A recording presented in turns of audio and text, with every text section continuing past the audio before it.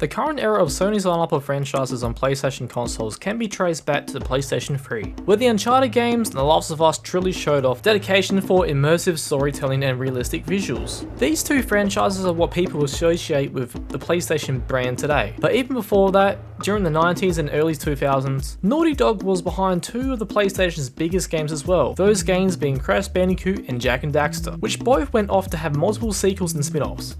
While Naughty Dog hasn't made a Crash Bandicoot game since the original PlayStation, Jak and Daxter showed that they can still make good, great platformers. It's been a while since a new Jak and Daxter gained grace any Sony console, and with the PlayStation 5 proving to be a great home for both narrative-focused games and 3D platformers, maybe it's time for Jak and Daxter to get a new lease on life. The original Crash Bandicoot games were pretty straightforward affairs, with the player having to cross obstacles to get to the end of the stage.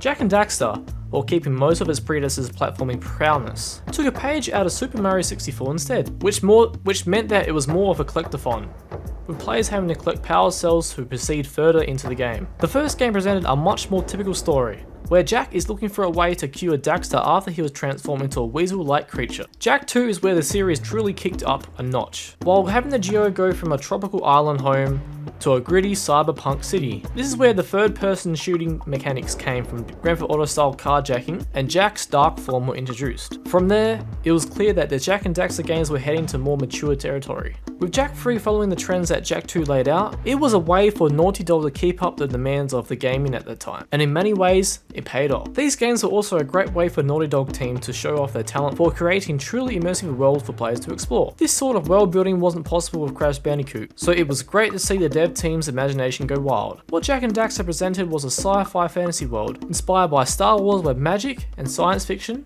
coexisted. Jak 2 and 3 leaned into a more seedy and ruthless version of a cyberpunk world, instead of an idealistic Jetson-style future. The first Jak and Daxter game was also a feat in engineering as it presented a seamless world for the player to explore, with no load times from start to finish. This is a goal in gaming that has only become the norm with the advent of PlayStation 5. The other two Jak games were not afforded these technological leaps but made up for it with their expanded mechanics. If anything, the modern age of gaming presents a new challenge for Naughty Dog to combine the best of Jak and Daxter into a whole new experience. Platformers have been making a comeback for quite some time, with Super Mario Odyssey and Crash Bandicoot 4 being the prime examples of this genre's return.